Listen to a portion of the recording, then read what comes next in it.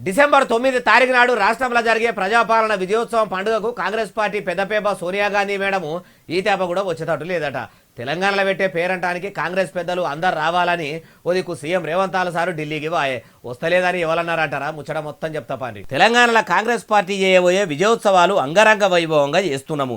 మీరే పెద్ద సుట్టమూలే హాజరుపడి ప్రత్యేక రాష్ట్రంలో మేము పండుగ ఎట్లా చేస్తున్నామో మీరే కండ్లారా చూసి మా పనితనం గురించి నోరారా మీరు మాట్లాడితే వినాలని ఉంది అని ఇందిరమ్మ కూడలకు చెప్పి వస్తానని సీఎం రేవంత్ సారు ఢిల్లీకి వాయే కదా. కలిసి ఆయనతో ఇదే ముచ్చట చెప్పంగానే అయ్యా రేవంతాలు ముఖ్యమంత్రి ఏం సక్కదనం చేసినవయ్యా, ఏదో బాగా మాట్లాడుతున్నావు, తాకత్కు మించి తన్లాడి తెలంగాణలో పచారలేని కాంగ్రెస్ పార్టీని పాములకు తెచ్చినవు, నువ్వు కూడా సీఎంగా ఫేమ్ అయినవు, ఈడదాకా మంచిగానే ఉన్నది, మార్పు తీసుకొస్తామని అంటే ప్రజలు ఓట్లేసి కాంగ్రెస్ను ఏలుబడిలకు తెస్తే తమరు ముఖ్యమంత్రిగిరి చేసుకుంటా ఈ 11 నెలలు ఏమెలుగా పెట్టిండ్రు, 6 గ్యారెంటీలు అమలు చేసుట్లా ఆలస్యం ఎందుకు అయ్యింది, రైతు రుణమాఫీ పురాగా ఎందుకు కాలేదు, మహిళలకు నెల నెల ఇస్తామన్న 2500 ఎందుకు ఇస్తలేరు, అన్నదాతలు సడకల మీదికి ఎందుకు వస్తుర్రు, ప్రజలు ఎందుకు షెయి సర్కారు మీద ముక్కు సక్కిన ఉంటుండ్రని ఇట్లా అన్ని అరుచుకొని బాగా సీరియస్ అయ్యిందట.